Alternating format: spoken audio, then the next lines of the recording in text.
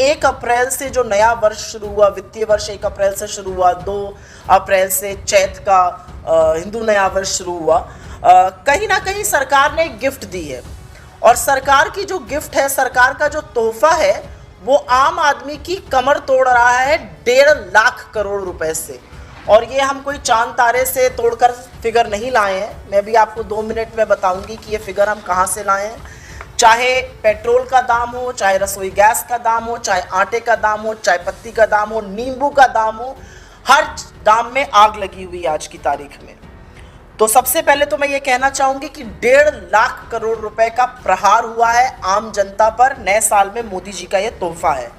आज सवेरे एक बहुत बड़ी रिपोर्ट आई और उस रिपोर्ट ने कहा कि परचेजिंग पावर पैरिटी के अनुसार हमारे देश में घरेलू रसोई गैस के दाम दुनिया में सबसे ज्यादा हैं। पेट्रोल का दाम तीसरा सबसे ज्यादा है और डीजल का दाम 7वां सबसे ज्यादा है। और सिर्फ यही चौंकाने वाला फिगर नहीं है कि रसोई गैस सबसे ज्यादा दुनिया में महंगी हिंदुस्तान में, या पेट्रोल सबसे तीसरा महंगा हिंदुस्तान में, या डीजल सबसे 7वां महंगा हिंदुस्तान में। चौंकाने वाली बात यह है कि करीब करीब 1/4 दिन की आम भारतीय की कमाई, आम भारतीय की एक दिन की औसतन कमाई का 1/4 हिस्सा पेट्रोल में, करीब 21% हिस्सा डीजल में और करीब 15.5% हिस्सा रसोई गैस में जा रहा है। आम आदमी की दिन की औसतन कमाई का 1/4 हिस्सा पेट्रोल, डीजल में 21% और 15.5% से ऊपर रसोई गैस में जा रहा है।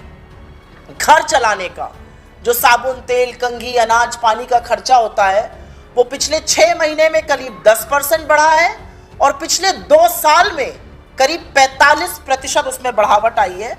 और हम ऐसे ही नहीं बोल रहे हैं, आज नींबू खरीदने चले जाइए तो नींबू अब खट्टा नहीं कड़वा हो गया है, क्योंकि नींबू का दाम 80 रुपए तो पिछले 5 ही दिन में बढ़ा है। नींबू 300 रुपए से ऊपर बिक रहा है। सब्जियां, तोरी खाते हैं लोग गर्मी में, भिंडी खाते हैं, शिमला मिर्च खाते हैं, हरी मिर्च खाते हैं, ये सब शतक लगा चुकी हैं, 100 के पार है। थोड़ी सी बात अब पेट्रोल डीजल की ज्यादा विस्तृत रूप से कर लेते हैं। पिछले 16 दिनों में हम सबको पता है कि दाम 14 बार बढ़ा है। 80 पैसा, 40 पैसा, 80 पैसा, 40 पैसा। पहले कमर तोड़ी जाती थी महंगाई से, इस सरकार ने पहले 8 साल कमर तोड़ी और अब जो है गला रेता जा रहा है। रोज रोज 80 पैसा, 40 पैसा करते हुए पेट्रोल और डीजल के दाम पिछले 16 दिनों में 14 बार बढ़े हैं। 10 रुपया प्रति लीटर पेट्रोल और 10 रुपए प्रति लीटर डीजल बढ़ा है।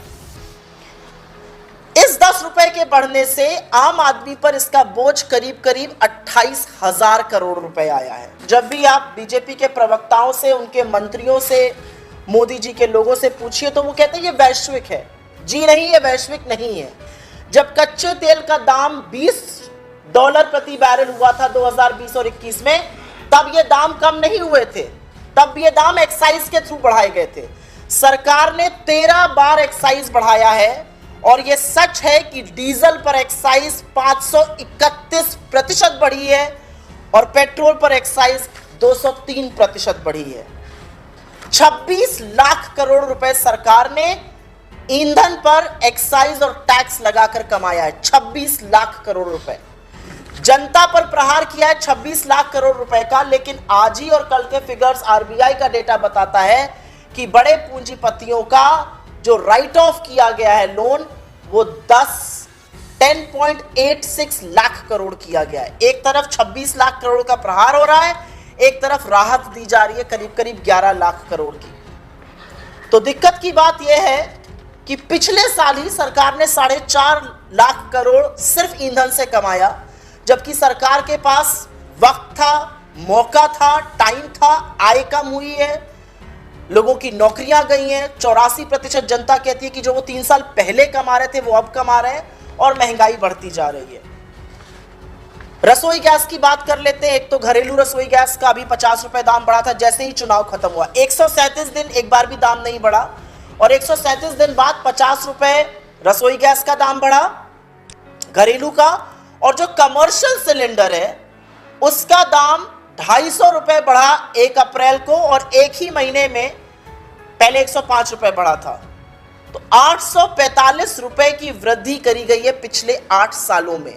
और ये कमर्शियल कोई अलग से यूज नहीं होता है, खोमचे वाले, ठेले वाले, होटल वाले, और इसीलिए हर जगह खाने का दाम बढ़ रहा है। क्योंकि जब इनसे उत्तर की बात करो तो दक्षिण बोलते हैं, जब पेट्रोल डीजल करिए तो ये कहते हैं सीएनजी से चला करिए आप लोग। बहुत अच्छी बात है, जो लोग पेट्रोल डीजल नहीं दे पाते वो सीएनजी से वाकई में चल रहे हैं। सीएनजी के दाम कल बढ़े हैं, दिल्ली में एनसीआर में कल सीएनजी के दाम बढ़े हैं, और सीएनजी के दाम करीब करीब कल 2.5 रुपए बढ़े हैं।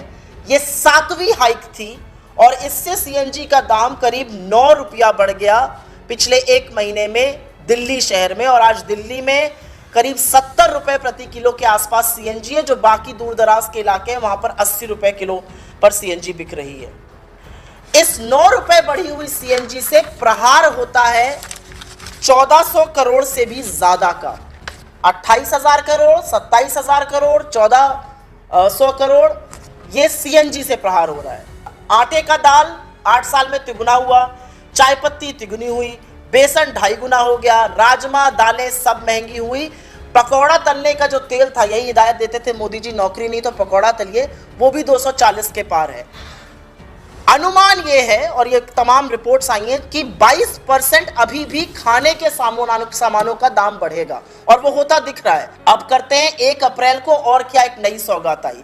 एक नई सौगात 1 अप्रैल को आई कि राष्ट्रीय राजमार्ग टोल टैक्स 10 से 18% बढ़ेगा। वो कमर्शियल गाड़ी के लिए भी है, वो प्राइवेट गाड़ी के लिए भी है, और इससे करीब करीब 6,000 करोड़ का अतिरिक्त बोझा मिडिल क्लास पर या उन लोगों पर जो काम के लिए या बाहर जाने के लिए राष्ट्रीय राजमार्गों का उपयोग करते हैं। लेकिन मामला सिर्फ पेट्रोल, डीजल, रसोई गैस, सीएनजी, पीएनजी, घर के खानों और टोल टैक्स पे नहीं रुकता है।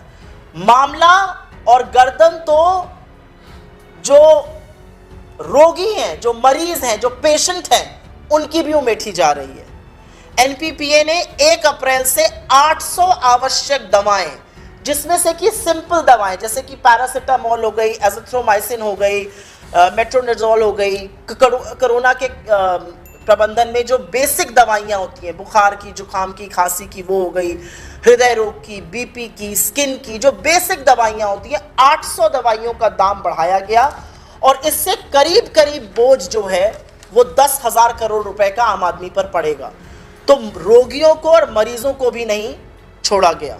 आज जिस तरह के वाहियात डिबेट, जिस तरह के ध्यान भटकाने के मुद्दे, लोग क्या खा रहे हैं, क्या पहन रहे हैं, किससे शादी कर रहे हैं, किससे मोहब्बत कर रहे हैं, ये इसीलिए किया जा रहा है क्योंकि इन मुद्दों से ध्यान भटका रहे हैं। जिस तरह की पोलराइजेशन की राजनीति भाजपा कर रही है, वो इसीलिए कर रही है कि बेरोजगारी पर और महंगाई पर चर्चा ना हो। देश और दुनिया की तमाम बड़ी खबरों के लिए जुड़े रहें अंधभक्त के साथ।